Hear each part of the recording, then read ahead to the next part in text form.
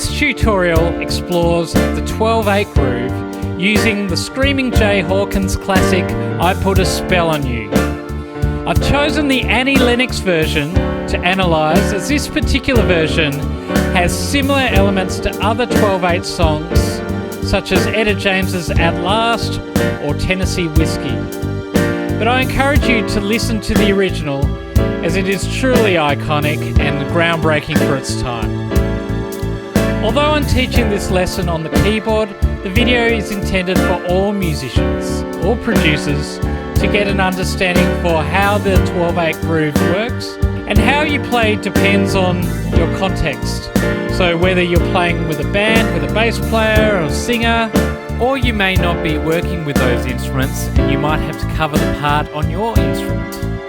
So we'll go through all the parts and options to empower you to create the arrangement that's right for you. We'll start with the beat, which will never stop, so you can practice in the pocket and learn in the groove. So here's the drum part. We start with kick and snare. So 1, 2, 3, 4. And the key with the 12/8 is we're feeling 4 beats per bar, but we're subdividing them in 3. Here we go. With the hi-hat. 2, 3, and a 4, and a 1, and a 2, and a 3, and a 4, and a 1. So that's the 12/8 groove. I'm going to add the open hi-hat at the end of the bar.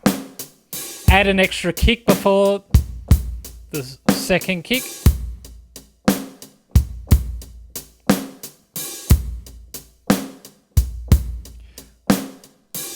So it's really important to know that it's got a strong backbeat with that kick and snare on 2 and 4.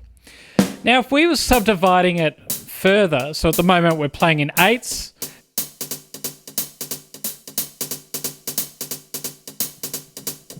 so when we subdivide to the semi-quavers, we've actually got swinging 16s there. So in other words, it's like a little. So we're derived from those triplets that you can hear now. Just playing it on the pre-recording because it's a bit easier to hear it than play it. So we're just feeling that swing feel by playing the first and third notes of the triplet.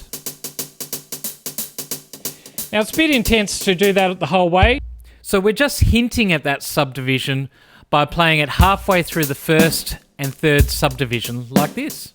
Da, da, da, da, da, da, da, da, da, da.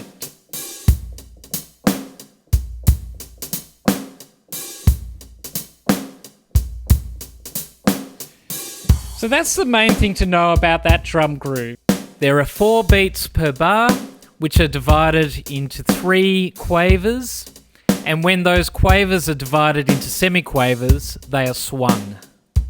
And that's a key feature of other 12/8 songs like Etta James's At Last or Tennessee Whiskey as well.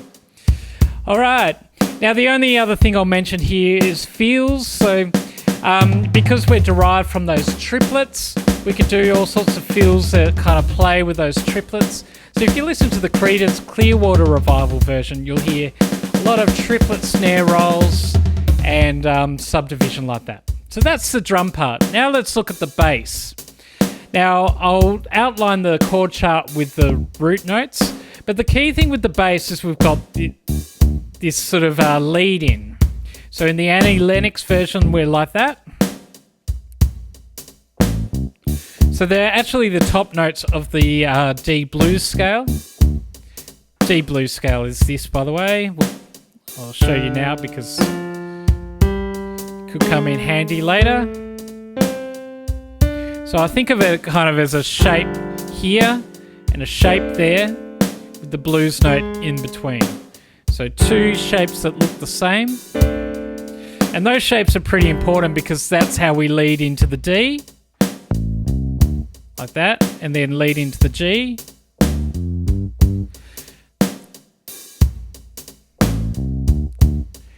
Now, in the Screamin Jay Hawkins version, they're doing a kind of a scale like that. And so you'll hear there's different versions that use different lead-in tones, but we'll use the Annie Lennox for the sake of this. Now the bass part actually only comes in at the guitar solo, but we'll just create a bass part that works over sort of like a verse sort of groove. 1, 2, 3, 4. Just playing on the beat.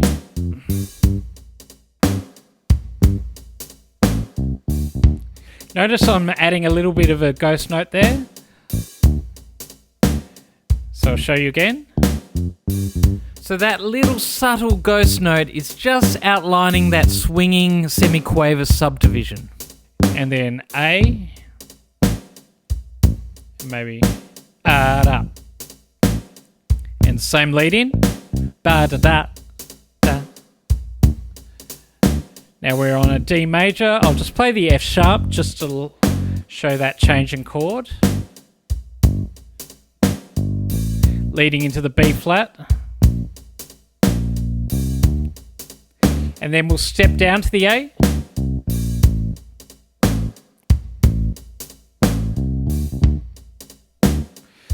And now let's do the chorus. So it's very similar, but we're just playing a note on every 8th note.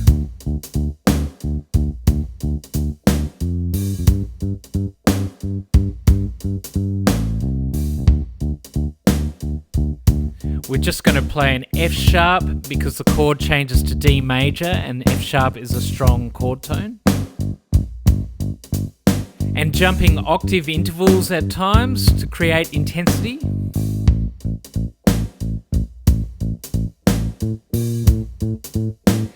And now same lead in. Again, I'll hammer on that F sharp just to show that we've changed to D major.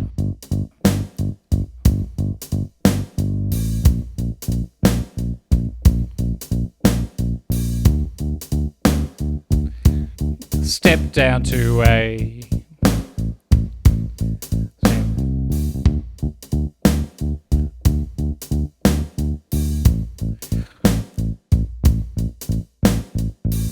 All right, so that's the bass part. Now, I'll just look at these other kind of parts that add flavor and but not necessarily the essentials of the song. And we'll leave piano for last because there's quite a bit to talk about there. But let's just talk about this chank that happens with the snare beat. 3, 4, 1, 2, 3. So what I'm using is like an organ sound, very percussive sound, with lots and lots of reverb on it, just to give it that sort of effect. In a band situation, this is a great option for a guitarist to do, particularly a rhythm guitarist. But if you're the keyboardist kind of holding it down, you might want to find a sound that creates that sort of chank sound. It's a very, very cool sound. I think I've heard that sort of similar effect in sort of Amy Winehouse tunes as well in 12/8. So it's kind of a common thing that they might add in there. Okay, so I haven't broken down the chord inversions yet, but we'll look at that in the next part. It might be a bit easier to see because we'll be holding down the chords. So let's talk about the organ now. Now there's organ and there's strings. And I kind of want to pair these two together because I think they basically create the same sort of vibe, the same sort of effect. They're sort of padding out the chord and lifting the song. So let's listen to the organ. Now with the organ, we're using simple triads, so that's D minor and root position. Just lift these two notes to get to our G minor, and then D minor. And for the D7, I'm going to make it a D major and drop the root note there. D7, then our G minor shape here, and then A7, which we can do like an A major, but we'll just drop the root to that 7. Now, a beautiful characteristic of the Hammond organ sound is the sound of the Leslie speaker. So a Leslie speaker is a physical speaker that spins fast or slow depending on how you're controlling it, and we can simulate that on the keyboard with the modulation wheel. So if you do have a control on your keyboard rig, have a little experiment with speeding up the Leslie and slowing down the Leslie. Now the only other thing we could do with organ, like maybe particularly for that guitar solo, you could do like a gliss into it. Now I probably wouldn't gliss all the time, but definitely at key parts of the song. So maybe every 4 bars, 3, 4, gliss, and slowing down the Leslie. Okay, so that's the organ part. Okay, so very simple chords. We're not wanting to add too many extensions. We want a nice sort of open sound. As soon as you start adding extensions to those organ chords, it just starts getting a little bit mushy, and it takes away from its main effect to lift the song with a sort of a pad sound. But, you know, you can add extensions. Just have an experiment and use your ear as a guide. Now, the strings have a very similar kind of vibe. The only thing with this particular string part is there's a counter melody that happens in the second part of the song. So I'll just play the strings as we hear it in the song. Just a D minor sound, G minor sound, D minor. We've got this D7. So pretty similar to the organ, but now I'm going to get the shape going higher, because particularly this note's sort of ringing out, and then an A7, and then put the tonic at the top. So there's sort of these counter melodies. Now we've got then D7, then G, coming back, and then continuing up the scale, and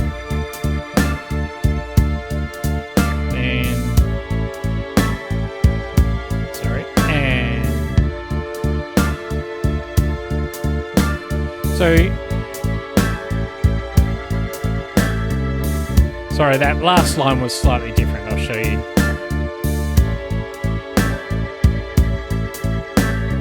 Alright, now for the part you've been waiting for, the piano. So let's look at the iconic part first. So we've got a basic D minor inversion going down to a C, and that's our intro. Then we go to our G minor, root position, then back to D minor. And D major, G minor, and use the A minor as that passing chord there, and a basic B flat passing chord. I think this is just an A major in the recording, but I just added a 7th there, and then D major. Now listen to my accenting as well. 2, 3, 4. Now with this, it's the only 4-note chord there, B flat 6, and now back to D minor. I'll make it an A7 and A7. Alright, so that's the part. Now what I'll mention about that part too is if you get experimental and you start adding extensions and 7s, it really starts taking away from what that part is. So don't worry if you're just keeping it to simple chords, because that part really just calls for simplicity, particularly in that range of the piano. I'd say the exact same thing with Etta James's at last, so just keeping it to major and minor triads. And if anything, you could just add that dominant 7 in there. But we're not talking about that song, we're talking about I Put a Spell on You. So with the A7, we can take that root and put it down and get that chord, because it's still a nice open sound, but I wouldn't take it any further than that. The only other chord there was that B flat 6. I actually prefer the B flat dominant 7, but that's not in the recording. So it's kind of more like a B flat 6 when it gets to that chord. Now, in the left hand, you'll hear that when it gets to the 4th bar, we start adding chords in the left hand. Now, we can be a little bit thicker with the chords in the left hand. Listen. So we've got the clean chord at the top, but I can add 7ths down the bottom if I want. And even this 7 here. And because the 7th is playing in the left hand, means I can just make it an A triad.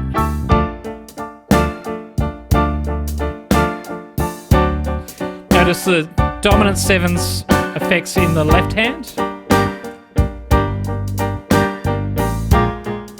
I'm just adding that dominant 7 just for a bit of effect. And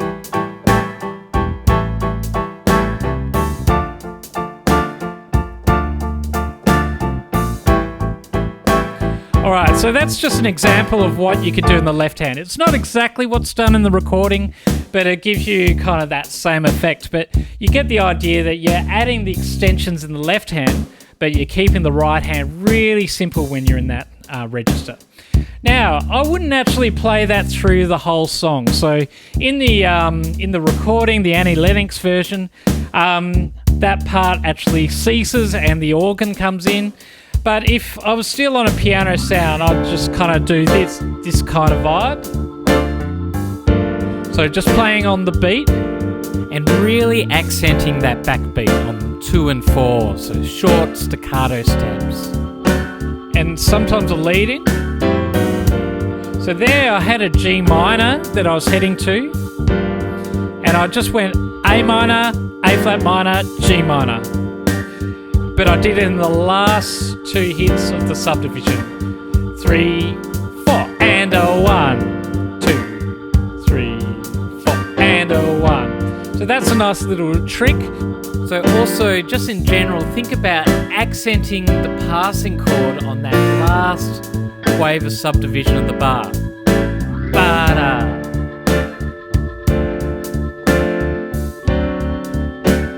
I might do that lead in again. See how I'm accenting those passing chords on the last subdivision of the bar. And continue on.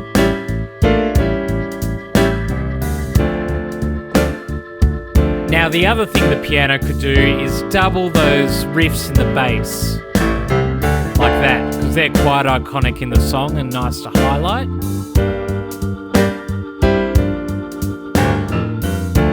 Sorry, I did the wrong one there. And you can hear we can play the piano on every 8th subdivision to lead into key parts, like that changes to G minor.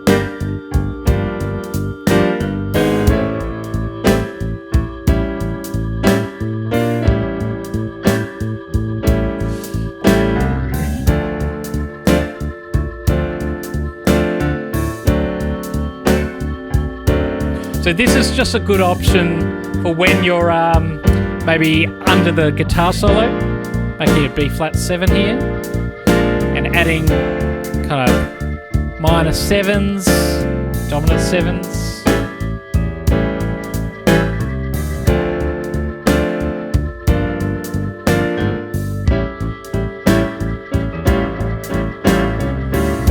Cool, so I've done a lot there without really talking much about the chord voicing, but I might just kind of show you some basic stuff here. So when you've got like a minor chord, we could drop that tone there of the root, and now we've got a minor 7. So we could do that same kind of vibe for G, and then we can go back to D. Now we can also add 9s instead of the roots. So adding the 9 of G. So the way I visualize these 9 chords is I think there's my root, and then I just split it, and that gives me my 7th and my 9. So So if I go back to D minor, split that note, and then we get this D minor sound. Now the only other chord in there is the D, well, there's D7. So that's kind of like a D minor 7, but we're raising that third.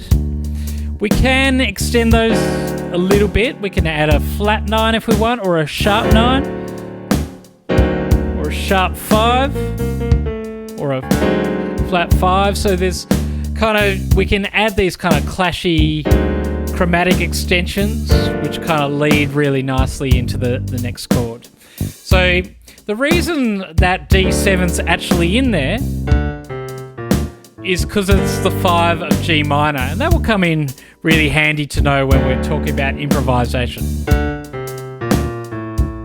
So you see we've got that really strong pull between D7, which is the 5 of G minor. And now the reason we have an A7 is that's the 5 of D minor. And you can also add chromatic extensions to the A7 for more tension. So you hear that really strong dominant sound, which takes us back to that D minor. So those dominant 7 chords are playing that function to lead into those particular chords. The A7 into D minor, and the D7 into G minor. Now the only other thing we haven't talked about is this B flat. Like I said, I like to make it a dominant, so I just drop that tone. Yeah, so there's a basic overview of the chord voicings you can use. So have an experiment, see which ones you like the sound of, and which ones are going to suit your arrangement the best. Now let's look at the right hand melody. And for this, it could be really challenging putting hands together in this piece. So I encourage you to put some dedicated time into locking down that left hand accompaniment groove, and some dedicated time just focusing on the right hand melody. Now for starters, we're going to use that D blues scale. So what I'm playing now is D minor pentatonic, which is our 2 shapes I mentioned before. And in between those 2 shapes is our blues notes. Now, our melody is pretty much all on that blues scale. But before I play it, I'm going to just explain a few other things. Now, this song is very, very soulful and very expressive. And if I was to play it exactly on the subdivision, on the beat, on the groove that we've worked so hard on to learn, it's going to sound very, very plain. I'll show you.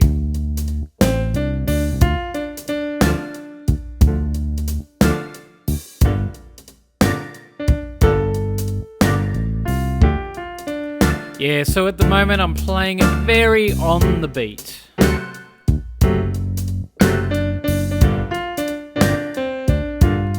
Now, I'm actually really struggling with that because this song is actually more about the expression, the words. So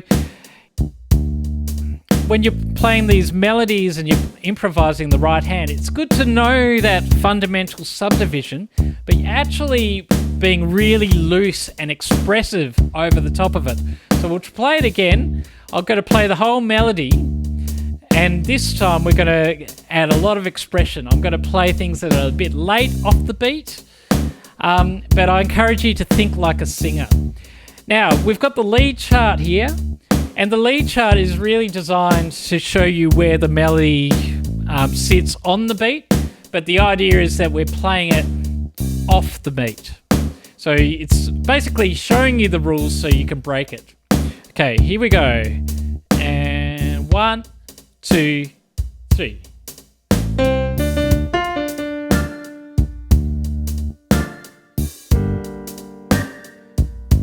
Because you're mine. You can sing along with it if that helps.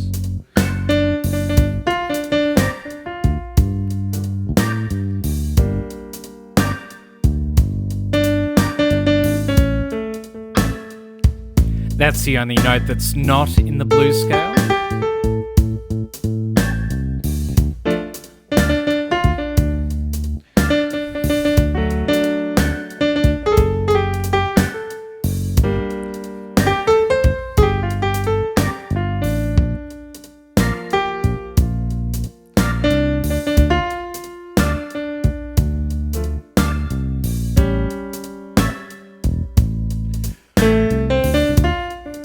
So I hope you can hear from that it's not about playing exactly in the groove, but expressing lines over the top of the groove. Now the thing is, when we get to soloing, it's exactly the same vibe.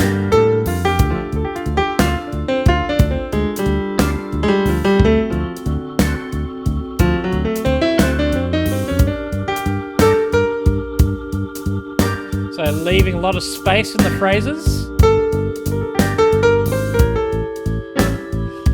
I'll break down the other scales at the end.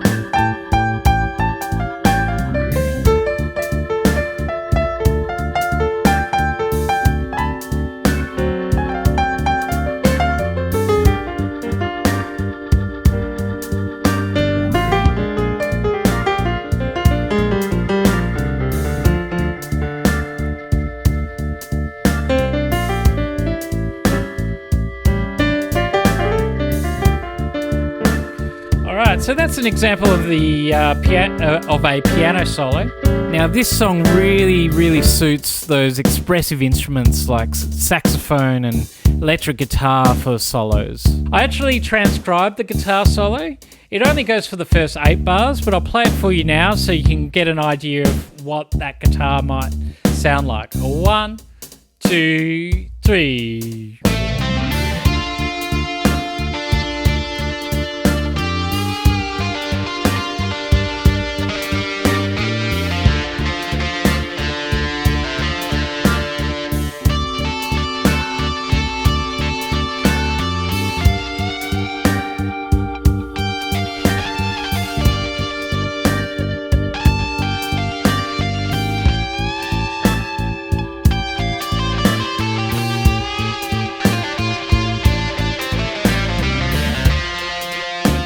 So that was the guitar solo in the Annie Lennox studio version.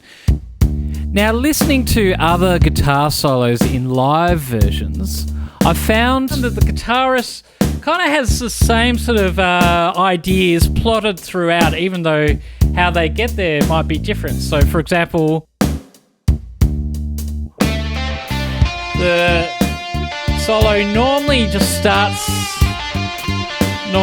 starts on the melody and then heads down the neck of the guitar and then comes back up and then starts playing up in this register of the guitar. Even if they're different phrases, and then heading down the neck.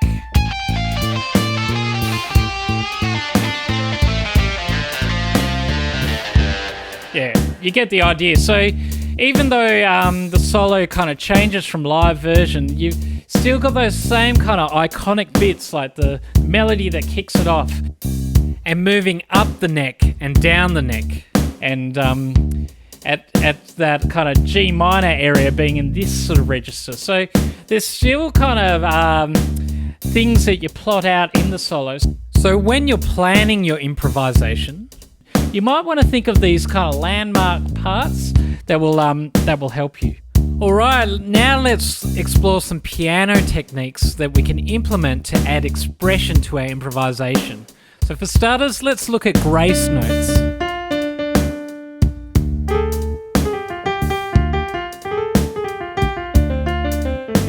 So one grace note is this. I find when I'm trying to be expressive, I'm adding other notes in to lead to it. Because the piano can't bend, well it can, but it's not a piano sound to bend. We've got to kind of simulating those bends with grace notes. So that's one thing we can do for expression. We can add double stops. That's when you get a tonic note over the top and we can play phrases underneath. We can do it with the sevenths as well.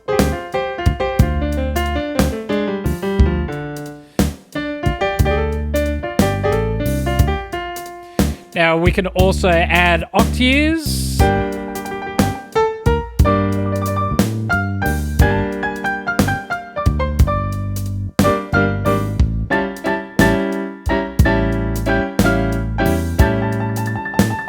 And then we can also do shakes. So because a keyboard can't really swell on a note, the best thing we can really do is kind of like a trill where we build intensity like that. So they're the kind of like hallmark things that piano players can add to expression. Now let's look at a few other scale options. I've talked about that D blues scale, and you can actually get away with that for most of the song. But when you get to the A, it's really important to hear the guide notes for the A7.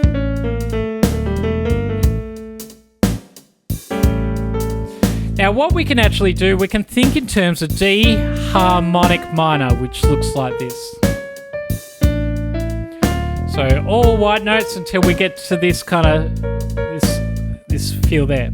I'm going to add one more note, this note here, to make it a D harmonic minor bebop. Don't know why, but I just want to play it across that beat.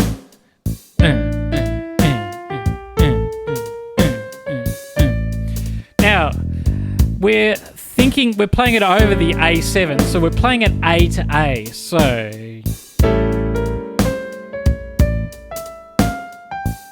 But really, the shape I'm kind of internalizing is this...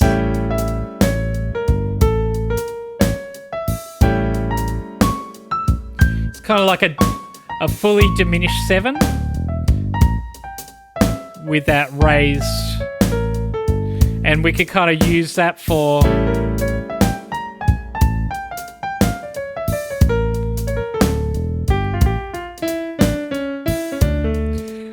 And then we can kind of take it back to the D blues scale when it's back there. So let's do a few A7s.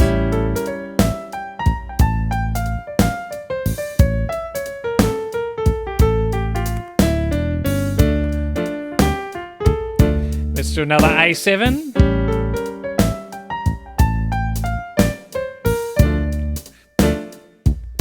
And one more.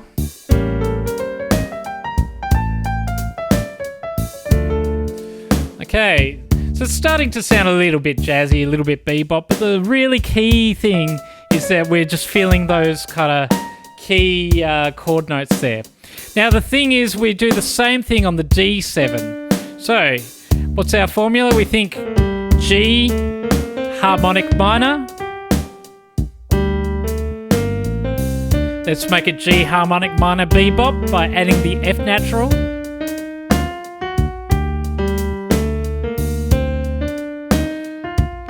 Feel like I'm getting a bit of a polyrhythm by doing it like this. Anyway, yeah, that's cool. And then we're thinking of that D to D.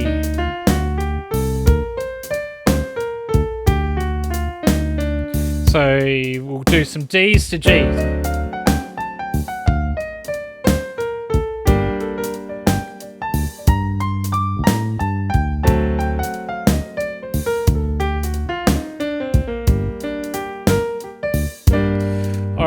Okay, so let's play it a few rounds of the progression, just looking at some solo ideas. And I'm just going to do chords in the left hand.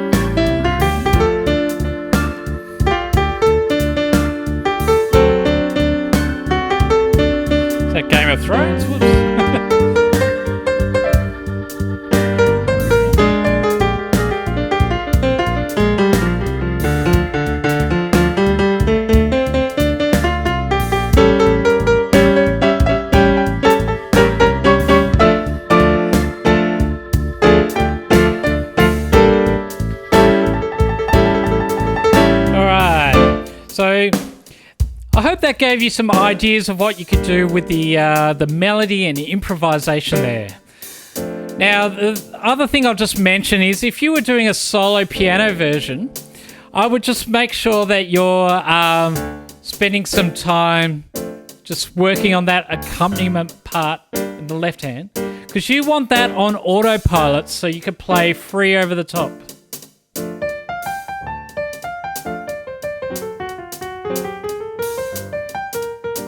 I haven't really practiced it that well, so I'm kind of struggling with it a little bit myself.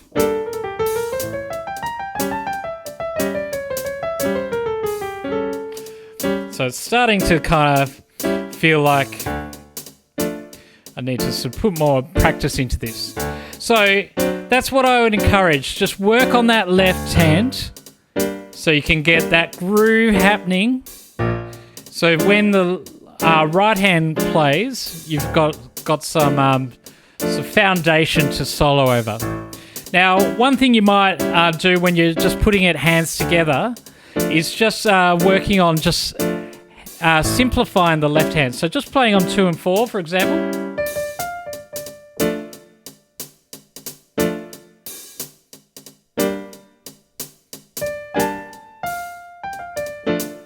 See, even that I'm struggling with it.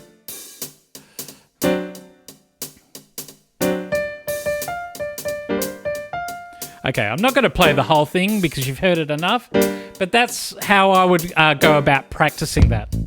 Alright, so thank you so much for watching this tutorial. I hope you got a bit out of it and you understand how that 12/8 groove works now. Now just remember, the idea of this is to listen to the musicians that you're playing with. If there's lots going on in the bass, strip back what you're doing in the left hand and adjust your playing to suit the musicians around you. So use your ears and make sure you're making tasty, creative choices. Alright, now you can also check the description for further resources, including backing tracks that you can practice with. But I hope you enjoyed this, and bye for now.